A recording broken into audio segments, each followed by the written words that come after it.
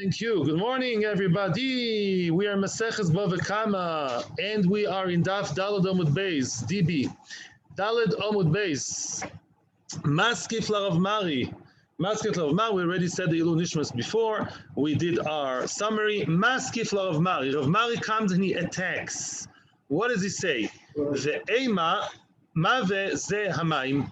Maybe mave means water, which means you, Rav and Shmuel, argue regarding whether mav'eh means, as people said very nicely before, does mav'eh mean a human being, like Rav, or does it mean tooth, like Shmuel? But none of them was very convincing, says Tosfos, not me, because really the psukim didn't fully, grammatically speaking, the psukim that they brought were not 100%, like Rav or like Shmuel. If so, let's come with a new idea then. That gives us that opens the door for us to suggest another idea. Maybe mavi means water. Let's say water was mazik. You have to see Rashi now, and even though it's not an Iyun Shiur, this Rashi is a must to look at. And this is a tiny bit of an Iyun, a glance at Iyun to see how to read Rashi. I highly recommend for everyone to look at Rashi. It's on the left-hand side, the top of the page. It's a second Dibor Maschil. Says Rashi, how would water damage someone? Let's say a person pours water, splashes water into the public domain. Someone else came. His clothes got dirty in an irreparable way. Chayev HaShoifchon, the one who spilled the water is Chayev. And that's a suggestion of the Gemara. Maybe water, I created this puddle in the street, and then someone came and you slipped into it. Could make a very nice, funny comedy show, candid camera, but it's not really funny because his clothes got dirty. And I would say, let's make a new Av called Maim. Let's make a fifth Av. Or maybe not a fifth, maybe instead of Odom, whatever, Mave. And that would be a person who spilled water in the street and someone glitched into it and fell and his clothes got dirty. Are you happy with that? Because I'm not.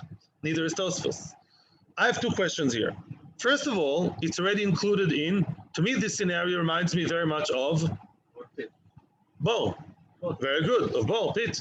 It's a told of bow. Who cares whether it's a bow or any object, including water, in the middle of the street? So I already know that I'm chayav, right? Secondly, Rashi is very, very careful with his choice of words. And Rashi gave us an example that the person slipped, didn't say that he had a slipped disc because of that, or that he broke a bone. He said that his clothes got dirty. Very interesting. Why speaking dafka about the clothes? You care about your clothes more than about the person? The answer to both questions is in one answer. Rashi, in his genius, is coming to tell us like this. When it comes to bow, if this would be bow, and somebody slips into the bow, and even if this bow is hefker, which everyone agrees is bow, I would not be chayev for the clothes. You know why? I'm not responsible for damage done to immobile goods, to objects such as a shirt or pants or trousers. I'm not high for that mitzad bo. And that's exactly the question. The question is, let us create a new Avos Nezikin called Maim, and Maim would be chayev on Kelim too. There'll be another way to push in, yes, a chiyuv on Kelim dafka. We answered both questions in one. Tosfos adds something even more beautiful. Tosfos adds something unbelievable from later, Daf Vov. We're going to see something very yesodidik also. It says over there that people in the past, you should know, those of you who want to live in the past should reconsider. Living in the past would not be very nice because when you get out of the time tunnel, the time machine, you got to block your nose. Because if you walk down the street in the times of the Gemara, the sewage would be open all over the place, like in some countries in Africa today. So now, why am I saying this? Because it says later on in the Gemara that there was a takana that people are allowed to spill the water into the street. You're allowed to. But if someone slips over the water, you have to pay. Very interesting. In other words, this is more like the tzad we said yesterday, that Nezikin is not only because I was a bad boy, it's a reality. Something of mine was mazik you, even if I'm permitted to do that. Whoa. I'm allowed to spill my water, but it's on my own. You can do it, but beware that if anybody slips on it, you have to pay. So now that's another chiddush of Maim. That's what Tosfos says. Maim is something that I'm doing with permission, but the permission is limited. Do what you want, but you got to pay, baby. And that would also be an Av Melocha and plus the fact that we're talking about kelim, which by bo would be puddle, now we have a whole new malacha called mayim. Mayim A is done with permission, as opposed to bo, which is without permission. B, on mayim it would be chayiv, even on clothes, even on I don't know, other vessels, whatever that is, any kelim would be chayiv also. And that's the question. So far, we only explained 4 words. The ema mave is mayim. Maybe mave is water. Yes, go ahead. You can ask a question now, like before we started. Go ahead. Yeah. Quick.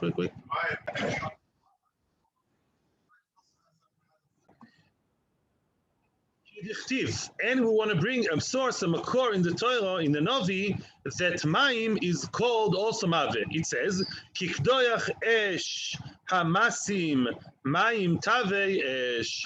Just like the esh melts down, the fire melts down the masim, all kinds of tar and wax and things that are, that melt, so too the mayim tave esh, the fire causes the water to bubble. And that's what's going to be in future when Hashem will make his name renowned in the world. In any event, you say Tave'esh, you see the Mayim is called Mayim Tave. Mayim is called Tave. Says the Gemara, no, Mapitom, learn your Hebrew. Miksiv Mayim Navu. Navu, Mayim is always plural in Hebrew, you know that. Ma'im chamim, ma'im karim. It should have said ma'im navu, plural. It doesn't say that. Tave esh ksiv. It says tave esh, the fire, which is what? Fire is always one singular, feminine. She, the fire is she. Esh gdola. Esh taveh, she shall be maveh. That's what it says. So maveh goes on fire, not on water.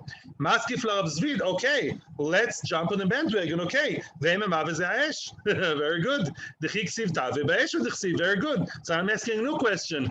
You moved from the pot to the frying pan. Excuse the pun. In other words, okay, it's not ma'im, it's esh. It's still not like Rav Shmuel. We're still challenging Rav Shmuel. They said person, tooth. Here it says outright esh tave, and it's grammatically perfect with us. Mave tave. It's just about present versus future, but it's just right to say the fire is mave. And says the Gemara, if so, my hamave ve'ahever. It doesn't make sense. The Mishnah said both show mave and hever, right? So we say it can't be the same thing. Mave is something which is not hever, because hever is mentioned separately. The Gemara now wants to dig in.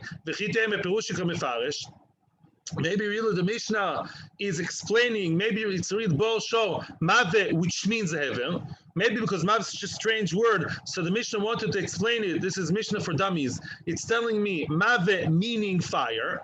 If so, that also doesn't make sense. Albo, Shloisha Havu. You don't have 4, you have 3, right? If you want to really show Bo, Mave / Hever. That's 3. I know how to count to 3 and not 4. The Mishnah started by saying, oh, Bo voice. You know the joke about the boy in Yeshiva Ktana?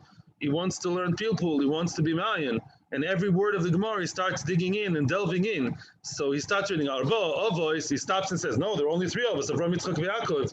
Which are voice? Yeah, it's like, and then he goes for an hour to look in this Teichtal and all this form. Yeah, like, read on. Yeah, that teaches you sometimes to read on instead of kvetching. In any event, it says Avos Nezikin. And if so, Avos Nezikin, that wouldn't fit into 3. V'chi tema, the Gemara insists. V'chi tema tana show the is beitarti. The Maseches show has 2 in it. According to Shmuel, at least, show has 2. It has shen and regel. That's 4. Shen regel, which is show. Bo and mave, which is hever. Look, 4. Yeah, show, its derivatives is 2 derivatives. Bo, mave, which is hever. So that's 2, mave and hever, all 4. If so, still the Mishnah later on is difficult. It says loy zevazeh sheyesh ben ruach chaim. It says later on mave, yeah, mave and show they have ruach chaim. They have force of life, their own force of life. Yeah, and now Eish, my ruach chaim isbei. Eish doesn't have any force of life by itself. It needs an exterior motor called an engine, which is exterior, which is the wind. But fire is not a live thing. It's not a living being. It's not neither human nor an animal, and therefore it doesn't fit the description. Vetu, and another huge question, my It says not this like the fire. Mave is not like fire. You can't say say that. If you say mave is fire, you can't say mave is not like fire. They're one and the same. And therefore, that's it, guys. We came to the conclusion that mave is either men or shen, as you very nicely put it. It's either men or shen. Men according to Rav, shen Shmuel, shin shin. Shen according to Shmuel, and that's about it. And what about water? There is no av cold water. And if you spill the water in the street and someone glitched into the water, then if your water is hefker, then the water is called bo, and you putter on the clothes. And if you own the water, it's machlokes Rav Shmuel, which we'll saw before. We'll see later. That's not the issue right now. What did the Gemara say that water's fire but no light? Two dots, Kiarei Esh, two dots zehut. Good, yeah. Tani Rav Oishia. Now the big fascinating, we're going now to read two brises, and each one is adding more and more Avos Nezikin. Instead of 4, we're going to have many more. Yeah, here they come. Let's just define, before we continue, an av, how do you define an av as opposed to a tolda? What makes something an av and something very similar to it be tolda? One clear answer is? Source where? Written in? The Torah. Very good. The ones mentioned in the Torah, Ellen, star student. Yeah. If the Torah mentions, if the Torah mentions a certain nezek, then it's called an av, and those similar to it are tolda. Tani Rav Oishia. Rav Oishia, by the way, Rav Oishia and Rav Chia were the two great masters of Braisa. A Braisa that's mentioned by Rav Oishia, Rav Chia, is a certified Braisa. I'm serious. It's a Braisa we believe more. It's more of a reliable Braisa. Tani Rav Oishia. Shlosha asa Avos Nezikin. There are 13 Avos Nezikin. Here come the first 4. Shomer Chinam, the 4 Shomrim, a Shomer, how do you call it in tense English? Guard, there's another name. Yeah, the one who guards, the one who keeps, a keeper does it for free.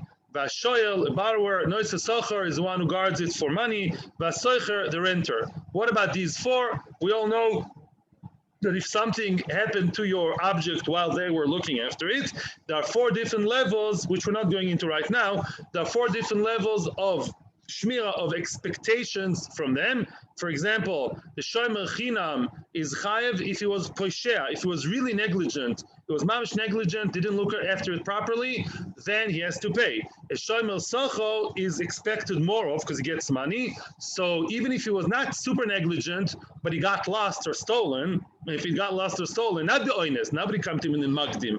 He was lost or stolen in a way that he could have prevented if he looked after it better, then he has to pay. And the shoyel is chayv on everything. The shoyel is chayv even be'oinsin because he's getting all the fun without paying anything. His liability and level of reliability should be very, very high. And soicher is machloikis if it's like chinam or socher. In any event, these are the 4 shomim. Why are they called Avos Nezikin? Avos Nezikin, there's a nice guy. First of all, they're mentioned in the Torah. And secondly, of course, we're talking about a case where they were negligent. All these 4 people mentioned in the Torah, if something, that's called passive damage. The guy was drinking coffee, playing with his kids, and my envelope, which I gave him with $10,000, was on the table there in the corner, and his cleaner, the new cleaner just came today from Tupikutsi. She came and she stole it, surprisingly. You should have looked after it. That's called mazik. It's a passive mazik, but it's a mazik, okay? So these 4 are 4 different versions of passive nezek, all mentioned in the Bible. That's 4. And now come another 5. Nezek, tsar, veripui, sheves, ubaishes. We know them, right? What happens if a person damages his friend, his fellow Jew? He has to pay 5 things, which we have explained before. We'll say now again. He has to pay for nezek, which is devaluation of the person himself. Tsar, how do you value tsar? How do you estimate tsar? Tsar is he has to pay for the pain. How do you know how to pay for someone's pain, says Rashi, and more later on in the Choyvel. How much is pain worth? It's very easy. Yeah, go to a person who wants to, I'm giving you a modern day example. Let's say a person has to pay for his surgery privately, very costly private surgeon, and he's paying a lot for the surgeon, and asking, look, we have an anesthesiologist over here, and the anesthesiologist, he takes a certain amount of money. Do you want to pay it or not? Yeah, maybe the guy is a strong guy, he's been to the Marines, he doesn't care about pain, and he doesn't want to spend money. So the question is, how much would such a person pay in order to avoid pain? And then, according to that, the person who caused him pain has to pay him that amount of money. That will be discussed extensively in Perek Shmini, Me'at Hashem. Ripui, medical expenses, Sheves, loss of work, Ubaishas, the shame, that's also a question how you evaluate it, that's another Shaila. In other words, those 5 things. So you know how to count. We had the 4 types of shoymrim. We have 5 types of tashlumim, of payments, paid by the person who damaged his friend, and each one is a separate av, because even though it can all be done with one action, but lamaisa, these are kilo 5 different categories, 5 different, what is the better word in law? It's a legal term, 5 clauses. 5 different clauses that you have to pay for. And by the way, sometimes you have boishes without tsar. Let's say somebody slaps you, it doesn't really hurt you, but you're making fun of you. Somebody goes, I don't know, spit. They spits at you, he has to pay. Why? Because it's boishes, even though, or vice versa. Sometimes there's no shame. He did it in a closed room and nobody knows. Okay? But he was mitzayir. In other words, all 5 are not necessarily one package deal. So we have the 4 shoymrim. We have 5 types of nezikin that one human being has to pay the other. 4 plus 5 is 9. Do you know that? I know you know. Avos Nezikin plus 4. Now the math is getting very complicated because it's 9 times 4. That's 13. That's 13. Yeah, Hatlesa, I don't know because the Gemara says that. Hatlesa, in other words, our Mishnah talks about 4 Avos Nezikin, plus the 4 shoymrim, plus the 5 derivatives of one punching his friend in the face or other human-to-human nezek. Hatlesa, 13, Mazel Tov, we have 13 Nezikin, Bar Mitzvah of Nezikin, Bar Mitzvah, okay, Bar Bat Bash. The kids, a bear, a bash. Hatlesa, very good. Okay, sounds like a very nice case. You have all these cases in the Torah, all Nezikin. That begs the question, the Tana Didan, our Tana, that only mentioned 4, didn't he read the Bible? The Tana Didan, my time Eloi Tani Hani. The line starts with the word honey. Yeah, why didn't he mention the other 9, right? Why is he limiting himself only to 4? What about the other 9, which are the 4 shoymrim and 5 nezikin of human physical damage? Why does he miss it? Now the Gemara elaborates on the question. According to Shmuel, which was lechatchila more exclusive, the way he read the Mishnah, Shmuel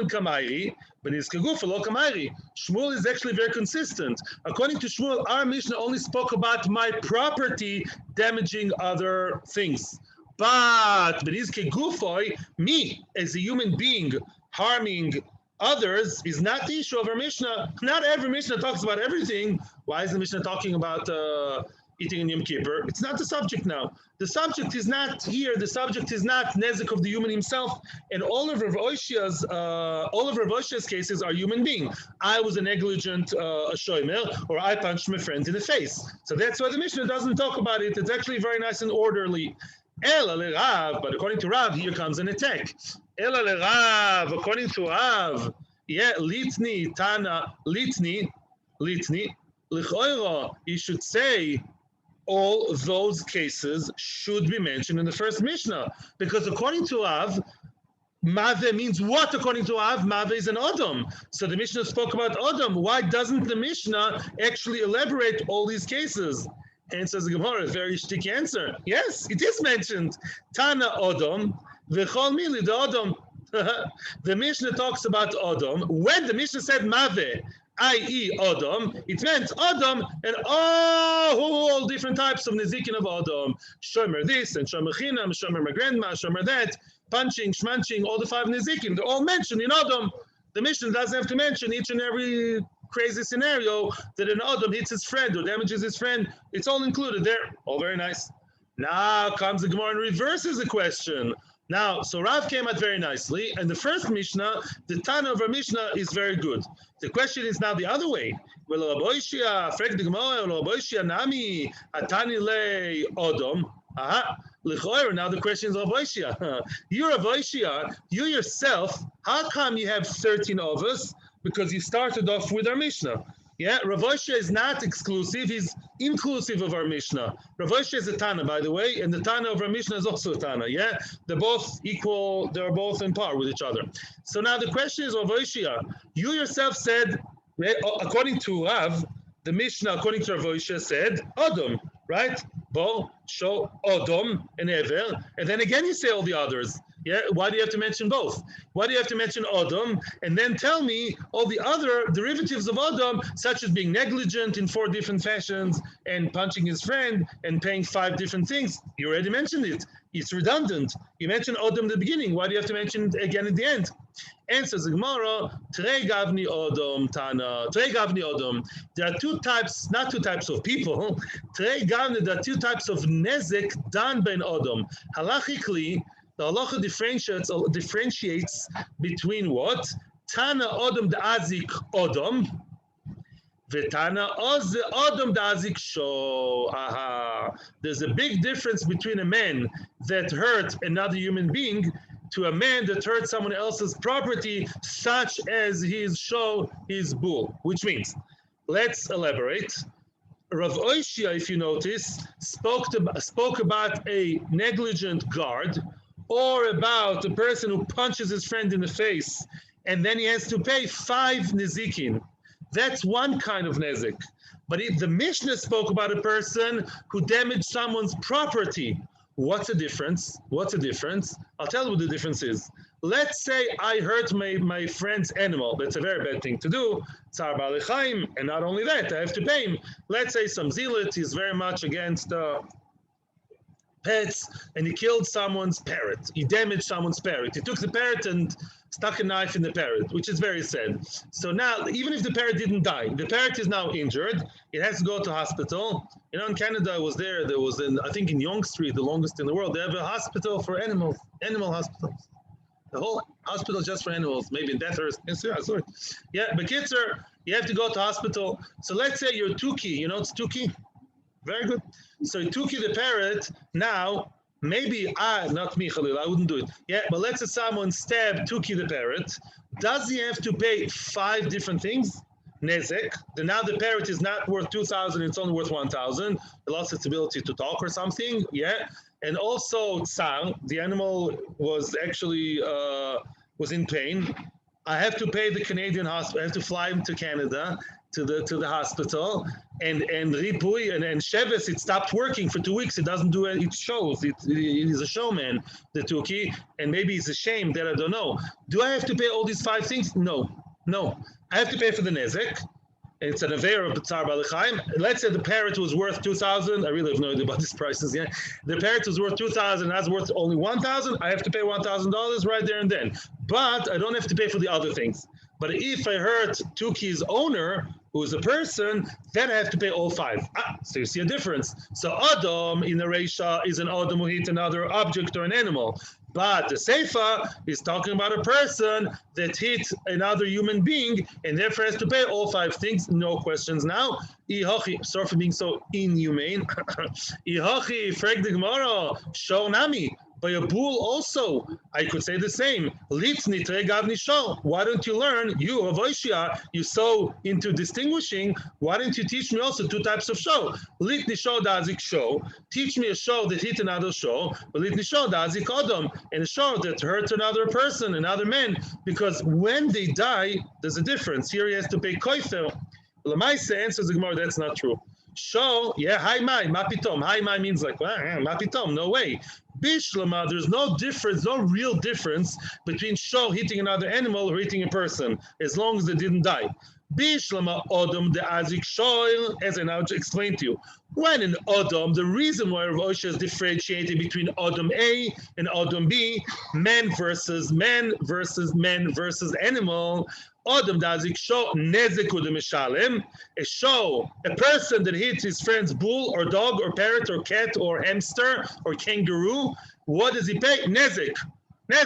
Your chimpanzee was so intelligent on TV all day long, was worth, I don't know, $500,000. Now it's worth 10,000. You have to pay the difference. For sure you have to pay. Nothing more than that. I don't have to pay for the animal's sorrow and busha and medical expenses, yeah?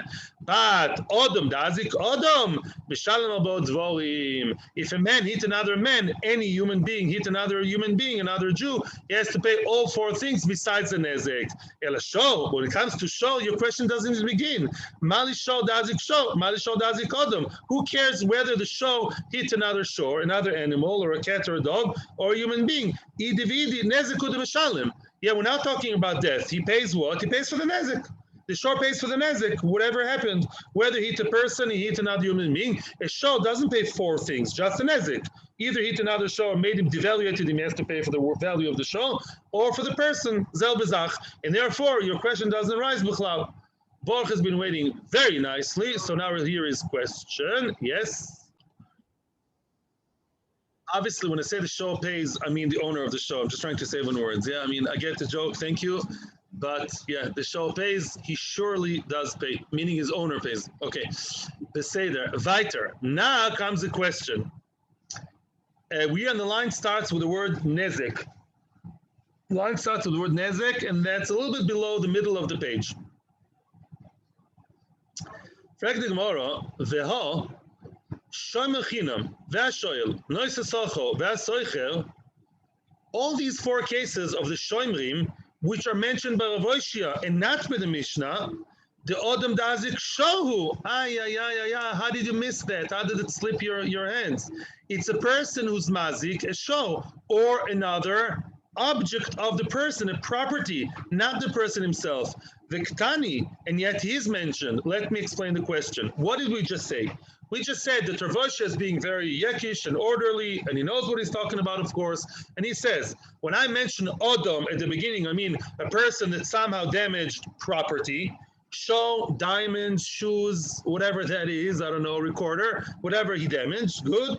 And the Seifa talks about a man that hurt another person and therefore has to pay the 5 things. Very nice. The problem is that's not consistent because the Seifa talks also about who the Shoimrim. In most cases, last time you gave a shomer, you went to Chutz La'aretz and you have some money or fancy candlesticks from your grandmother at home. You give them to the neighbor to look after. People do that in Israel. I don't know about other countries. Yeah. So, and he's your shomer. He's not looking after you and not after your baby. That's a babysitter. What is he? He's not a babysitter. He's a show sitter. He's a candlestick sitter. And these are the shomrim. So they are damaging property. That's wrong what you said. You're telling me that the Sefer is talking about a man that's hurting somehow another man. That's not true. The Sefer also speaks about a man that indirectly, passively damaged goods.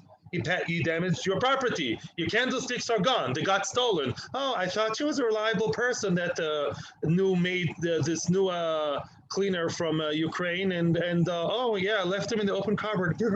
So then what? That's nezik to the property. Yeah. So why is it listed here?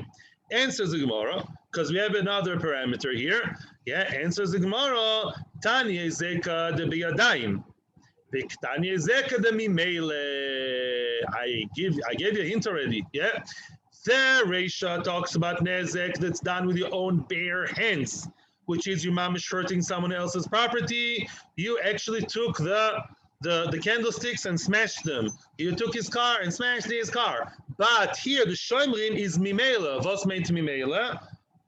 Passively, he didn't hurt it. He didn't do anything wrong. He did something wrong, but yeah, he was passive aggressive. He did not look after the candlesticks and they got stolen. But he didn't do anything physical, active, right, to them. And therefore, that's a seifa. So the seifa has 2 standards. The seifa is talking about either a man that hurt another man or a man that passively hurt another and the object of the other person by not looking after it properly. Very good.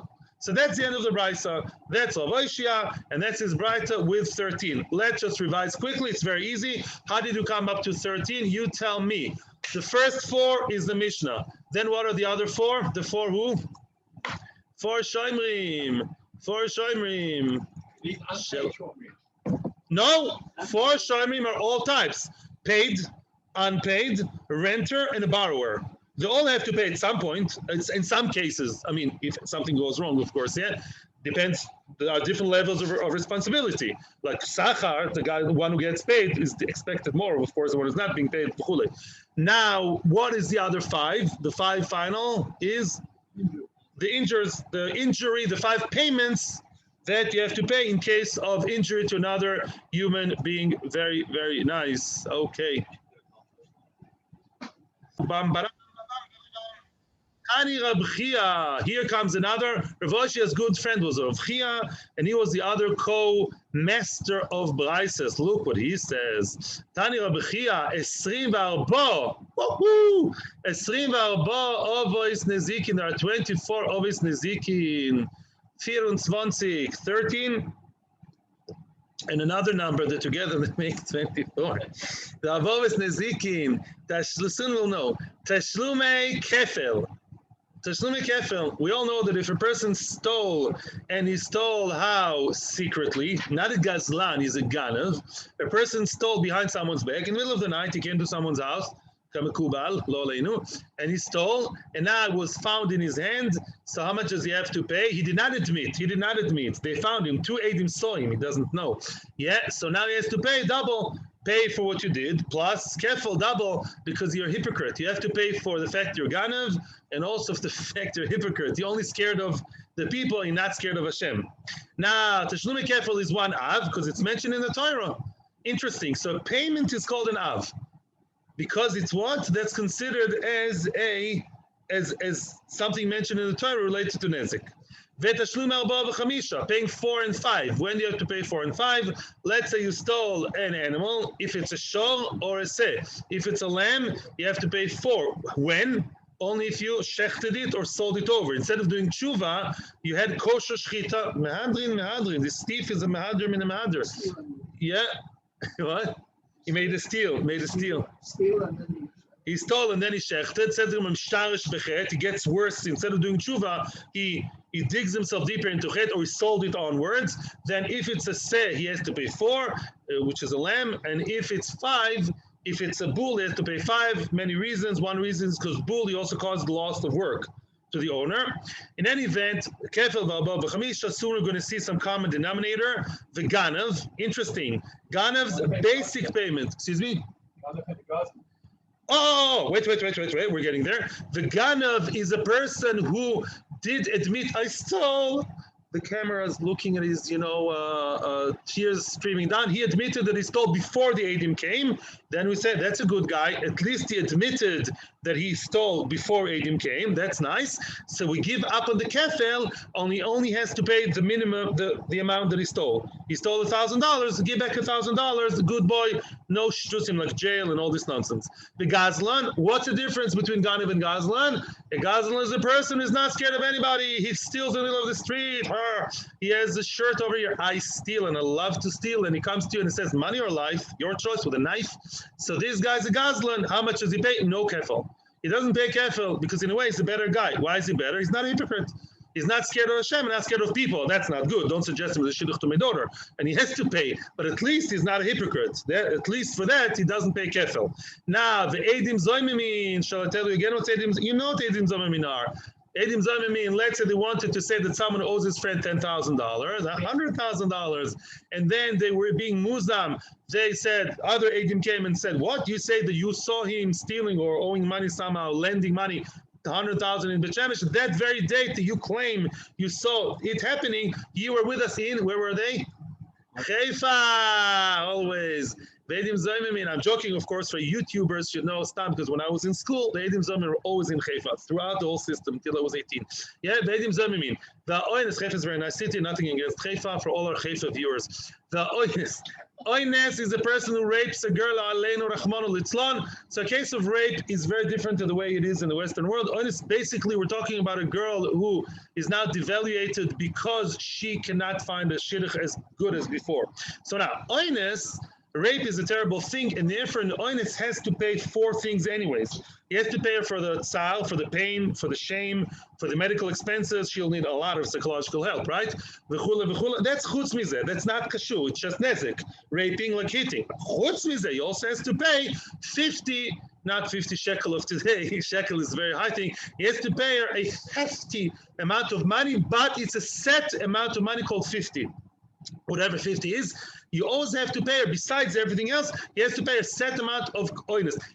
For the actual oynes. The amifate, a man who seduced silver shekel, however much it is today, I don't know, it's a lot of money, because shekel is the highest currency in the Torah that I do know, actually. The amifate is the person who seduced a girl, who's, let's say, between 12 and a half, so she's still under the father, and the father is not happy with that, even though she agreed. So now he has to pay the father 50, the same 50, like the oinus. He has to pay 50, maybe doesn't pay the other things, but he has to pay the 50, he has to pay the father 50. The father says, I didn't agree to such a noose in my house. So she's now devaluated in the market. She can't find a good shidduch anymore. So Mefate also pays 50. How is it called in halacha when you pay a fixed price, regardless to what happened? Starts with a kuf, and you get it sometimes from the area when you knas. Knas means a set amount of money, right? It also means another thing we'll see soon. But oines and mefate are set prices. Besides the actual personal damage, maybe one girl needs 5 years of psychology and the other one needs only half. But that's personal. But there's a set amount, chutz from dain, of 50, regardless to what, where, who, how, who. That's tam 50.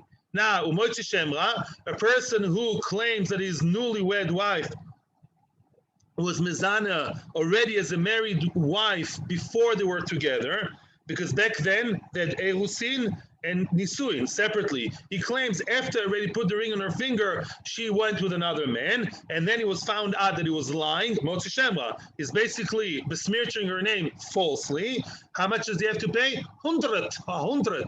Yeah, he has to pay 100. Beside, yeah, he has to pay 100 more than onis mefate for giving a bad name. That's a set amount of 100. Now come more stuff, more and more. Metame. A person was metame. A person went to a kohen. Let's say the kohen is truma. A truma can only be eaten when it's tor. The kohen wants to eat his holy and delicious truma grapes. Some vicious guy came with a dead mouse, a dead monitor lizard, and touched him all over.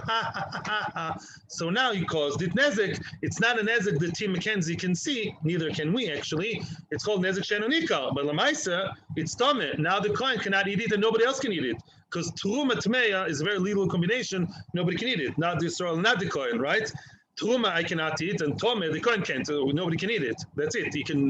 You have to burn it. So you caused a great loss. Beyadain, it's not groma. He took the actual mouse and touched with the mouse viciously each and every grape. Yeah, so that's it. Every grain. It doesn't have to be every grain. He touched one and the other all touched each other. I'm trying to be picturesque. Okay, thank you. Here, thank you for the oral. Medamea is somebody who mixed. He mixed truma and chulin together. Oh, what does that mean? The kohen, yeah, let's say now someone has chulin. I can eat chulin and I can sell it in the market. I just harvested my nice grapes in my vineyard. I want to sell them regular grapes, no truma, no shmuma. I want to sell them in, I don't know, best market somewhere, I don't know, in the merkaz. Now came Mr. Chocham and he mixed truma grapes with my regular grapes. Now, if truma and chulin are mixed together, who can eat them? Kohen. So now I cannot sell them to Merkaz. I can sell them to Ari Waldman, to Naftali Kaplan, to Stern. I can sell them to a very, very select kind of group of people, worth much less. My clientele just shrunk because of you. You did the medamea, you did the mixture here. Da menasech either means that he took the wine and he poured it for avodah zarah, which means my wine cannot be drunk or cannot be used, or he mixed avodah zarah wine with my wine also to the garbage, excuse my language, toilet. Yeah, so you can't do anything without it. That's nezik. In any event, v'hani tleisal, I didn't count how many there are, but v'hani tleisal plus the 13 of Rav Oishia. Yeah, Rav Chia is adding another number to the 13 of Rav Oishia. 24. Altogether you have 24. Yeah, the 13 of Rav Oishia plus this of Rav Chia is together 24. Now comes the question: Rav Oishia, my time lo itani hani. Why did Rav Oishia mention all those? Rav Oishia, he mentioned the 13. Why didn't he mention all these that we mentioned over here? Yeah, the kefel, all that. Yeah, oines, mefate, mocheshemra, business. Why is he missing all of those? Because he did elaborate on the human being as a shomer and mazik. Why didn't he elaborate further like his colleague of Chia? And says the Gemara, "B'mamona kamayri, b'knosa lo kamayri." Ay. He gives the ace answer. He says like this: I only talk about mammon, not about knas. What's the difference between mammon and knas? Well, you already said it yourself. Mammon means I have to pay for what I did. Knas means I'm paying not for what I did. Either, listen carefully, either I pay for fixed price, such as 50, the rapist pays 50, and the other guy 50, and the one who's Moshe Shemra is 100, or also if I have to pay more, like double. Double is also knas. I stole 1,000, I have to pay 2,000. That's not quid pro quo. That's not exactly what I took. It's an extra amount. That extra amount is called knas. Yeah, knas means that I'm paying for more and sometimes less than a nezik. I want to give another example for a knas. Let's say a bull gored a person and killed him. How much does he have to pay? The worth of the person. Let's say muad. I'll tell you something which is written in the Torah, and you probably know it yourselves. What about if he gores Eved or Amma? He gores someone's slave, Knaini, or a Shifcha Knainis, and he killed him. How much does he have to pay? Shloishim. He has to pay 30 kesef. Could be that the Eved is worth 60 or worth 10. You always have to pay the fixed price of 30. That's a knas. It's a fixed price. Sometimes it's even less than the value. But that's what the Torah prescribes. Okay? So now that's the answer. I only speak about Nezikin, says Rav Oishia, that are sensible in the sense that it's exactly the amount that has to be paid. I was negligent, and my ganav of the guy's ganav of a maid, you know what a maid is? Yeah, Americans, you know what a maid is? So now she stole $1,000. I have to pay 1,000. Beseder. That's the exact amount. But to pay 2,000, to pay a fixed 50, that's a knas. I didn't speak about knas. I believe our Bryce is now talking about knossos. Now comes the question that does not relate to all different words which were mentioned in the second brisa of Avchia. Ganav v'gazlan. Ganav and Gazlan, how much do they pay? We're not talking about here about kefel. The Ganav's basic payment and the Gazlan's basic payment, the mamoinahu, it's a mamoin, it's money, it's not knas, it's not fixed price. You stole 50, pay 50. You stole 50,000, pay 50,000. It's mamon, litni. Why don't you mention it, right? According to you, Rav Oishia, why don't you? If you only talk about actual value of paying the value that I damaged, why don't you talk about the Ganav and the Gazlan? Answers the Gemara, Haktani lei shomer chinam v'ashoyel. What does that mean? What does that mean? A shomer chinam, yeah. You know, sometimes the shomer chinam has to pay like a Ganav. I'll give you an example. Let's say a shomer chinam. A shomer chinam is a guy who's a nice guy, I thought, and I gave him my money to look after when I went on holiday, and he was negligent, right? And if he was very negligent, he has to pay.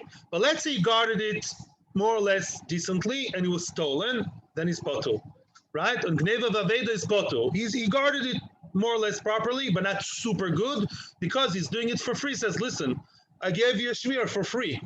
Yeah, I'm not super responsible. I didn't hide it under the tiles in my house. I hid it more or less place. I had no idea the Ukrainian lady would know that it's there. Then he's potter. But what happens if the shomer chinam gets nasty, and on the whichever day of his shmira, the Yetzer Hara gets the better of him, and the Yetzer Hara tells him, this guy went on holiday to Switzerland and he gave you 10,000. Nothing will happen if you will look after the 10,000 and keep it for yourself. It will be absolutely fine, says the Yetzer Hara. And then the guy comes back from Switzerland and asks him, Avu, where's my 10,000? And he said, I'm so sorry, they were stolen. He knows that because the shomer chinam is spotted from stolen. Really? They were stolen? Are you sure? Yes, I'll even swear to you that they were stolen. And it was nishma, lo aleinu, terrible. It was nishma l'sheker. He swore l'sheker, false oath, that the 10,000 were stolen, makes a whole tall tale about the cleaner, and it's really in his drawer right there and then. Yeah, so now, and eventually, yeah, he was caught that he lied. Then he has to pay kefel. Then he has to pay the 10,000 plus another 10,000, 20,000. Why? Toy and Tainis Ganav, that's the name of it. A person who claims that it was stolen, trying to get out of it, is like a thief in halacha, and therefore has to pay double.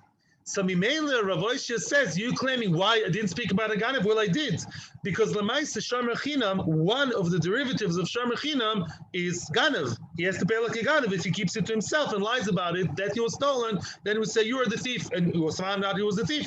In Mainla, that's why it's really included. Rashi says shoyl is not true. A shoyl is a person that can never claim potter because he's always chayiv. Shoyl is irrelevant here. Now, frag the Gemara now the other way. Now the question is Rav Chia. Rav Chia, you are talking redundant things over here because Shomechinam and Shoyel were mentioned in the beginning, right? And they include Gneva. So why did you speak about Ganev at the end also? Aren't they one and the same? Why did you mention twice? Shomechinam and then again Ganev? Answers the Gemara, Tani Mamoino de Osel Yode Be'etera. That's it. There's a difference because the storyline is not the same, and I wouldn't have known one from the other. The case of the Reisha is a person that the money came to his hands be'etera, in a kosher way. Gneva, you have to know. What does Gneva mean in halacha? Don't tell me theft.